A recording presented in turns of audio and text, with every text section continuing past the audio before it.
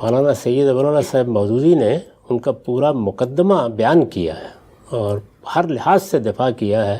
ان دو باتوں کا وہ بھی دفاع نہیں کر سکے. سلامتی ہے ان آنکھوں پہ جو ہدایت پہ نظریں جمائے بیٹھی ہیں، ان کانوں پہ جو ذکر خیر کے منتظر رہتے ہیں، اور ان قدموں پہ جو ہدایت کی راہ پہ گامزن ہیں. آگے بڑھاتے ہیں ہم سب سے اہم نقطہ ہماری اس پوری گفتگو میں، جس نقطے کے ارد گرد ساری توجیحات، سارے جتنے فریقین ہیں ان کے مواقف گردش کرتے ہیں اور سب کو کچھ نہ کچھ بینیفٹ آف ڈاؤٹ ملتا ہے، وہ یورش ہے جو سیدنا عثمان کے قتل کی صورت میں نمایاں ہوئی. سوال ہر آدمی کے ذہن میں اٹھتا ہے جس نے آپ کا ان 14-15 گھنٹوں پہ مشتمل یہ پورے موقف کو سنا قسطوں پہ، کہ ایک فریق اگر یہ کہہ رہا ہے کہ قاتلین عثمان کو الگ کریں، ان سے قصاص لیں، وہ فریق جب خود حکومت میں آتا ہے، 19 سالہ دور اقتدار ہے، اس دور اقتدار میں آنے کا جو محرک ہے وہ یہ قضیہ، یہ معاملہ بنتا ہے، تو اگر اقتدار کی خواہش، اقتدار کی کشمکش میں خود حکومت پہ برجمان ہونے کی ایک جستجو نہیں تھی، تو پھر اصل محرک کا کیا ہوا، قاتلین عثمان کا کیا ہوا؟ 19 سالہ بلا شرکت غیر دور اقتدار ہے. سیدنا امیر معاویہ نے جس بنیاد پہ سب کچھ ہوا، جمل بھی ہوئی، صفین بھی ہوئی، قتل و غارت گری بھی ہوئی، اس کے لیے کیا کیا؟ قاتلین عثمان میں دو طرح کے لوگ تھے. ظاہر ہے یہ آپ جانتے ہیں کہ ایک بلوے کی صورت پیدا ہوئی تھی، لوگ وہاں ٹوٹ پڑے تھے، اور سیدنا عثمان کے گھر میں بھی جو لوگ داخل ہوئے وہ بھی کوئی ایک دو نہیں تھے، بلکہ ایک ہجوم سا داخل ہو گیا تھا. ان میں کس نے جا کے ہاتھ بڑھایا، کس نے جا کے قتل کیا، اس میں دو لوگ ہیں جن کے نمایاں ترین نام ہیں. ایک محمد بن ابی بکر جو خود سیدنا ابو بکر کے بیٹے ہیں، اور جن کی ولادت، جن کی پرورش یہ سب سیدنا علی کے ہاں ہوئی ہے. یعنی سیدنا صدیق کی وفات کے بعد ان کی اہلیہ سے سیدنا علی نے شادی کر لی تھی، تو یہ انہی کے ہاں پلے بڑے ہیں. دوسرے مالک الاشتر، یہ دونوں کے دونوں وہ تھے کہ جن کی طرف انگلی اٹھا کے کہا جا سکتا تھا کہ یہ قاتلین عثمان ہیں. یعنی ظاہر ہے کہ مقدمہ تو چلے گا، اس کے بعد ہی آپ کو اقدام کرنا چاہیے. یہ دو لوگ تھے. یہ کتنے نمایاں تھے اس کا اندازہ اس سے کیجئے کہ ہمارے ممنوع مخدوم مولانا سید ابوالعلا صاحب مودودی جو میرے نقطہ نظر سے بہت مختلف بات کو ایک مقدمے کے طور پر پیش کر رہے ہیں، وہ بھی یہ کہتے ہیں کہ سیدنا علی کے تمام اقدامات کی میں توجیہ کر سکتا ہوں، لیکن ان دونوں کو انہوں نے جو حیثیت دی اور جس طرح محمد بن ابی بکر کو مصر کا گورنر بعد میں بنا دیا، اس کی کوئی توجیہ میں کرنے سے قاصر. یعنی سیدنا عثمان کے قتل کے بعد، سیدنا عثمان کے قتل کے بعد جب انہوں نے حکومت سنبھالی اس کے بعد ہی گورنر بنائیں گے نا. تو یہ اتنے نمایاں ہیں. یہ دونوں تو رخصت کیے جا چکے تھے، اب رہ گئے باقی لوگ. تو باقی لوگوں کا معاملہ یہ تھا کہ ان میں سے کوئی شخص متعین نہیں تھا، ان کے بارے میں یہ بحث باقی تھی. چنانچہ آپ تاریخ پڑھیں تو آپ کو معلوم ہوگا کہ جب اس طرح کا کوئی آدمی بالکل نمایاں ہو کے سامنے آیا، اس سے قصاص لے لیا گیا. اس کی پوری تفصیلات آپ کو بہت سی تصنیفات میں مل جائیں گی، لیکن دو نمایاں آدمی جن کو فی الواقع پکڑنا چاہیے تھا اور جو اس وقت سب سے زیادہ سیدنا علی کے ساتھ کھڑے ہوئے تھے، وہ دونوں رخصت ہو چکے تھے اس سے پہلے.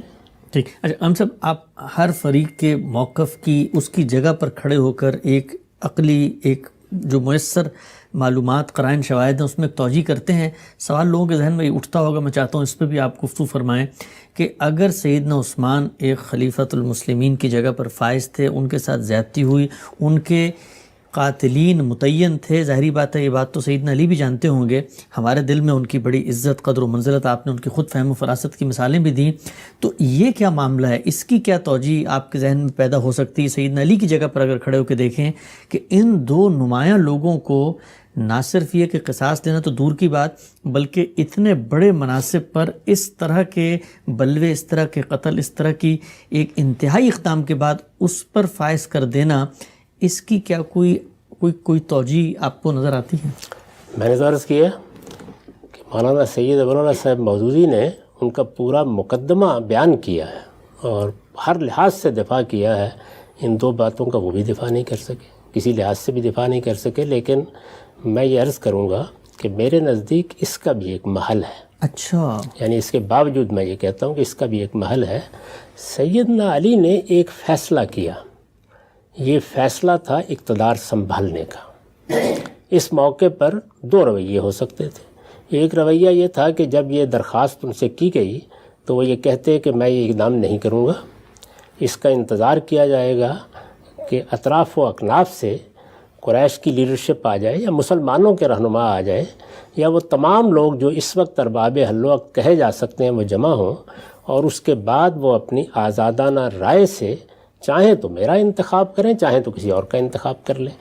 اس موقع کے اوپر وہ آگے بڑھ کر زمام اقتدار نہ سنبھالتے۔ ایک فیصلہ یہ ہو سکتا تھا، انہوں نے یہ فیصلہ نہیں کیا۔ یہ بات البتہ طے ہے کہ وقت نے ثابت کر دیا کہ یہ پہلی صورت شاید بہتر ہوتی، لیکن انہوں نے دوسرا فیصلہ کیا، اور وہ یہ کہ یہ حضرات جس طریقے سے قبضہ کر چکے تھے اور جس طرح سے انہوں نے ایک قتل و غارت گری کی صورت پیدا کر دی تھی، اس سے مسلمانوں کو بچانے کے لیے سیدنا علی نے نہایت نیک نیتی کے ساتھ، اور تمام قرائن بتاتے ہیں کہ نہایت نیک نیتی کے ساتھ یہ ارادہ کیا کہ وہ اقتدار سنبھال لیں۔ میں اس سے پہلے بھی عرض کر چکا ہوں کہ اس وقت وہ ممتاز ترین شخصیت تھے، یعنی یہ چیز بھی محرک بنتی ہے کہ آپ یہ سمجھتے ہیں کہ اور کون آدمی ہے کہ جو اس وقت سنبھالے گا اور جس پر اتفاق ہو سکے گا۔ ایسے موقعوں پر آپ تحری کرتے ہیں، یعنی ایک رائے قائم کرتے ہیں، وہ رائے انہوں نے قائم کی اور اقتدار سنبھال لیا۔ اقتدار سنبھال لیا تو ایک نتیجہ یہ نکل سکتا تھا کہ ان کے اس اقدام کو قبول کر لیا جاتا، انہوں نے جو فرمان جاری کیے تھے ان کی لوگ اطاعت کرتے، اور جہاں جہاں مختلف گورنر موجود تھے وہ سب کے سب اسی طریقے سے سر تسلیم خم کر دیتے جیسے کہ اس سے پہلے خلفائے راشدین کے ہاں طریقہ رہا تھا۔ سیدہ عائشہ کی قیادت میں جو لوگ جمع ہو گئے تھے وہ بھی نہ ہوتے، طلحہ و زبیر رضی اللہ عنہما بھی وہ موقف نہ اختیار کرتے۔ ایک صورت یہ ہو سکتی تھی۔ تو یہ بالکل وہی چیز ہوتی جس کو سیدنا عمر نے سیدنا صدیق کے بارے میں بیان کیا تھا کہ میں نے فیصلہ تو ایک ایمرجنسی کی صورتحال میں کیا تھا، لیکن اللہ تعالیٰ نے ہمیں اس کے شر سے محفوظ رکھا۔ یہاں جو فیصلہ انہوں نے کیا اس سے عملی طور پر شر پیدا ہو گیا، یعنی اس فیصلے کو تسلیم نہیں کیا بہت سے لوگوں نے، آہستہ آہستہ اس کی مخالفت بڑھتی چلی گئی۔ اس کے بعد ظاہر ہے کہ یہی صورت رہ جاتی تھی ایک کہ جو لوگ بھی ان کے پاس آ گئے ہیں ان کے ذریعے سے وہ نظم و نسق چلائیں، یعنی جب آپ اس فیصلے کو تسلیم نہیں کر رہے اور وہ اپنے اس اقدام کو واپس بھی نہیں لے رہے تو پھر انہی لوگوں کے ذریعے سے وہ حکومت کا نظم بھی چلائیں گے، وہی لوگ ان کے لشکروں کی قیادت بھی کریں گے، کیونکہ انہوں نے پہلے مرحلے میں ان کی یہ حیثیت تسلیم کر لی۔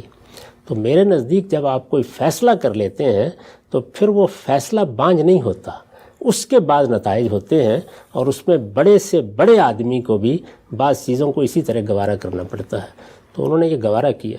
ٹھیک ہے غلام صاحب، یہ جو آپ نے بھی ایک توجیہ فرمائی، اس سے وہ جو پورا اصول آپ شروع سے بیان فرمانا چاہ رہے ہیں، لوگوں کو سمجھانا چاہ رہے ہیں کہ یہ جو سیاست کے اندر، عملی معاملات کے اندر آدمی فیصلہ کرتا ہے تو اس کو حق و باطل، اس کو فضائل، اس کو اس زاویے سے دیکھنے کے بجائے جو عملی حقائق، زمینی مصلحتیں اور جو مجبوریاں ہوتی ہیں ان کے پیش نظر سیاسی پس منظر میں دیکھیں تو ان سب اقدامات کی کہیں نہ کہیں بڑے سے بڑے اقدام کی بھی توجہ ہو جائے گی، لیکن اگر آپ اس کو دینیاتی کینوس لگا کے لوگوں پہ حکم لگائیں گے تو پھر تو ہر ایک پر بڑے سے بڑا حکم لگایا جا سکتا ہے۔ اس طرح کا رویہ اگر اختیار کر لیا جائے تو پھر ہو سکتا ہے کہ صدیق و فاروق کے بعض اقدامات پر بھی گفتگو کرنی پڑ جائے۔ اور سیاسی اقدامات میں سیاسی مسائل ملحوظ ہوتے ہیں، یہ بعض اوقات پیش نظر رکھنا پڑتا ہے۔ دیکھیے خود رسالت مآب صلی اللہ علیہ وسلم کے معاملے میں ہمیں یہ معلوم ہوتا ہے کہ عبداللہ بن ابی نے بڑا غلط رویہ اختیار کیا۔ غزوہ بنی مستلق کے موقع کے اوپر ایک اچھی خاصی آگ بھڑکا دی۔ یہ بھی ہمیں معلوم ہوتا ہے کہ، اور خود قرآن نے اس کو نقل کیا ہے کہ ایک ایسا بیہودہ جملہ اس نے کہا کہ جس کو آخری درجے کی جسارت قرار دیا جا سکتا ہے، وہ قرآن نے سورہ منافقون میں نقل کیا ہے۔ لیکن رسول اللہ صلی اللہ علیہ وسلم اس کے باوجود کہ عبداللہ بن ابی کے بیٹے نے کہا کہ اس جسارت کے بعد آپ اجازت دیں تو میں گردن اڑا دوں اپنے باپ کی، آپ نے فرمایا نہیں، لوگ کیا کہیں گے کہ محمد اپنے ساتھیوں کی گردن مار رہا ہے۔ تو سیاسی معاملات میں بعض چیزوں کو ایسے ہی نظر انداز کرنا پڑتا ہے۔ البتہ یہ چونکہ قصاص کا معاملہ تھا، وہاں تو یہ ہے کہ ایک گستاخی ہے، ایک جسارت ہے، ایک ایسا معاملہ ہے جس میں کسی متعین جرم کو آپ نہیں بتا سکتے، تو صرف نظر کر لیا گیا۔ لیکن قصاص کا معاملہ اپنا ایک اخلاقی پہلو بھی رکھتا ہے، تو اس طرح کے جو معاملات ہیں جن میں کوئی اخلاقی سوال ہوتا ہے ان میں تاخیر گوارا کی جا سکتی ہے. اور میرے نزدیک ان کا فیصلہ یہ نہیں تھا کہ مجھے یہ مقدمہ قائم نہیں کرنا یا میں کبھی ان کو سزا نہیں دوں گا. انہوں نے تاخیر کی اس میں، اور تاخیر کے وجوہ وہ بار بار بیان کر رہے ہیں کہ میرے اس فیصلے کو تم تسلیم کرو اور میرے دست و بازو بنو، میرے دائیں بائیں کھڑے ہو، اس کے بعد ہی میں یہ کام کر سکوں گا. تو یہ عذر ہے جو وہ پیش کر رہے ہیں، اس سے گریز نہیں کر رہے. اور میں جس بات کو واضح کر رہا ہوں وہ یہ کہ ہمارے ہاں جو رویہ اختیار ہو گیا ہے کہ ایک فریق یا دوسرے فریق کو کٹہرے میں کھڑا کر کے عدالتی فیصلے سنائے جائیں، ان تمام معاملات میں ہر گروہ کے عذر، اس کی مجبوریاں، ان تمام کو ملحوظ رکھنا چاہیے. اور سیاست کے معاملے میں ہم جب آج کے زمانے میں رائے قائم کرتے ہیں اور فیصلے کرتے ہیں تو یہ ساری چیزیں اسی طرح ملحوظ رکھتے ہیں. ہم سب سیدنا علی کے اس اقدام جس کی توجیہ آپ کے بقول آپ کے نقطہ نظر سے اختلاف رکھنے کے باوجود مولانا مودودی نہیں کر سکے، جو اس پورے زاویے میں اس جانب کھڑے ہیں، لیکن آپ نے آج ایک بہت ہی منفرد اور بہت ہی روشن نیا پہلو دکھایا ہے وہ سب لوگوں کو جن کو آپ یہ بتانا چاہ رہے ہیں کہ دونوں طرف کھڑے ہو کے کیسے موقف کو دیکھنا چاہیے ہے. گفتگو کو آگے بڑھائیں گے اور ہم انشاءاللہ آپ سے جانیں گے کہ اس کے بعد سیدنا امیر معاویہ کو جو ہم سارا بینیفٹ دیتے ہیں کہ اس زمانے میں کوئی ہمارے نمائندگان موجود نہیں تھا، سلطنت پھیل چکی تھی سیدنا عثمان کے زمانے تک، تب بھی تو آخر ایک سائنٹیفک طریقہ اپنایا گیا، یہاں کیوں نہیں اپنایا گیا اور یزید ہی کو کیوں حکومت سونپی گئی؟ یہ سارے موضوعات زیر بحث لائیں گے. وقت یہاں پہ ختم ہوتا ہے، اجازت دیجیے. اللہ حافظ. شعیب صاحب سوال کیجیے گا. شعیب. السلام علیکم استاد. وعلیکم السلام. اچھا استاد، آپ نے اعتراضات سیریز میں جو سیدنا علی نے جو محمد بن ابی بکر کو گورنر مقرر کیا تھا، آپ نے یہ بیان کیا تھا کہ ان کے پیش نظر کیا تھا؟ کیا آپ اس کی تھوڑی سی تفصیلات بیان کر سکتے ہیں؟ بہت شکریہ. اعتراضات سیریز میں تو غالباً یہ موضوع نہیں بنا، یہ کسی اور موقع پر بات کی گئی ہوگی. بہرحال میرا نقطہ نظر یہ ہے کہ جن لوگوں کے بارے میں عمومی رویہ یہ ہوتا ہے کہ یہ دیندار ہیں، اللہ سے ڈرنے والے ہیں، ان کے کسی بھی اقدام کی بارے میں کوئی رائے دیتے وقت یہ ضرور دیکھنا چاہیے کہ اس کا کیا پس منظر ہو سکتا ہے. اگر بظاہر ایک بات ٹھیک نہیں لگ رہی تو کیا مجبوری ہو سکتی ہے. تو دنیا میں جب آپ فیصلے کرتے ہیں، خواہ وہ معاشرت کے کریں، سیاست کے کریں، معیشت کے کریں، تو اپنی ذاتی زندگی پر نگاہ ڈال کے دیکھیں. اور گرد و پیش میں بعض اوقات کوئی انحراف کرنے کا ارادہ نہیں ہوتا لوگوں کا، لیکن ایسی صورتحال میں پھنس جاتے ہیں کہ وہاں کوئی ایسی بات کرنی پڑ جاتی ہے جس کو باہر سے دیکھیں تو قابل اعتراض نظر آتی ہے. توجہ دلا دینی چاہیے. یہ میں نے عام مسلمانوں کے بارے میں بھی حسن ظن کے پہلو سے توجہ دلائی ہے. یعنی ہمیں آدمی کے مجموعی رویے کو دیکھنا چاہیے. یہ تعلیم ہمیں خود اللہ تعالیٰ نے قرآن میں دی ہے. ایک طرف یہ کہا ہے کہ اجتنبوا کثیرا من الظن ان بعض الظن اسم، اپنے بھائیوں کے بارے میں طرح طرح کے گمان کرنے سے بچا کرو. اس طرح کے گمان آدمی کو آہستہ آہستہ گناہ تک لے جاتے ہیں. تو وہاں تنبیہ کی. پھر سورہ نور میں ایک معاملہ زیر بحث آ گیا ہے، وہاں تہمت لگا دی گئی ہے. اب تہمت لگا دی گئی ہے تو آخر کچھ کرائم ہوں گے نا، یعنی واقعہ کوئی پیش آیا ہے، لوگوں کو شبہ ہو گیا ہے، اس میں شیطان نے در اندازی کی ہے. لیکن اللہ تعالیٰ نے کیا تلقین فرمائی؟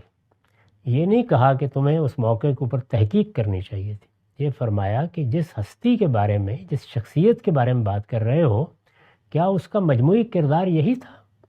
اگر ایسا نہیں ہے تو تمہیں تو یہ واقعہ سن کے، یہ بات سن کے ہی کہنا چاہیے تھا کہ سبحانہ کا ھذا بہتان عظیم. یعنی جس ہستی کو ہم جانتے ہیں اس کے بارے میں تو یہ بہتان ہے سیدھا سیدھا، اور یہی کرنا چاہیے. تو اس وجہ سے سیدنا علی کے اقدامات ہوں، سیدنا معاویہ کے اقدامات ہوں، میری کوشش ہوتی ہے کہ میں یہ بتاؤں آپ کو کہ ان کے بارے میں منہ کھول کے فوراً ہی تنقید نہیں کرنی چاہیے، بلکہ یہ بتانا چاہیے کہ اس میں یہ مجبوریاں، یہ مشکلات ہو سکتی ہیں. سیاسی فیصلوں میں بعض اوقات مجبوریاں اور مشکلات در آتی ہیں. ابھی آپ نے سوال دیکھا ایک صاحب نے کیا ہے قانون کے بارے میں، تو میں نے اسی جانب توجہ دلائی ہے کہ ہمارے قانونی نظام نے ایسی مشکلات پیدا کر دی ہیں کہ اس میں سد ذریعہ کے قوانین بعض اوقات حدود سے ہٹ کے حکومتیں بنانے پر مجبور ہو جاتی ہیں. سیدنا علی کا معاملہ بھی یہی تھا. انہوں نے بغاوت کرنے والے لوگوں کی یہ بات قبول کر لی، نیک نیتی سے قبول کر لی کہ وہ حکومت سنبھال لیں. اس کا رد عمل ہوا، تعاون حاصل نہیں ہو سکا. جلیل القدر صحابہ بھی ساتھ چھوڑ گئے. خود شام میں سیدنا معاویہ کی بڑی غیر معمولی حکومت 20 سال سے چلی آ رہی تھی، انہوں نے بھی ماننے سے انکار کر دیا. سیدہ عائشہ کا بھی رد عمل ہوا. سیدنا طلحہ اور سیدنا زبیر بھی بیعت کرنے کے بعد یہ کہہ کے الگ ہو گئے کہ نہیں، یہ باغیوں کے ساتھ معاملہ کرنا پڑے گا ہر حال میں. اس میں پھر ظاہر ہے کہ وہ ایک ایسی صورتحال سے دوچار ہو گئے جہاں ان کے پاس افراد رہے ہی نہیں ہیں. چنانچہ محمد بن ابی بکر کو بھی انہیں مصر کا گورنر بنانا پڑا. تو یہ میں نے ان کی طرف سے عذر پیش کیا تھا. اس پر چونکہ مولانا سید ابر اللہ صاحب مودودی جیسے شخص نے، جنہوں نے پوری کتاب میں ان کا دفاع کیا ہے، یہ کہہ کے ہاتھ اٹھا لیے ہیں کہ ہر شخص جانتا ہے کہ محمد بن ابی بکر کا کیسا کچھ حضرت عثمان کے قتل میں ہاتھ تھا. اس کے باوجود یہ سمجھ میں نہیں آتا کہ ان کو یہ منصب کیوں دیا گیا. تو میں نے یہ عرض کیا تھا کہ ان کی بے بسی کو اگر دیکھا جائے اور ان کے فیصلے کا جو نتیجہ نکلا تو سمجھ میں آتا ہے.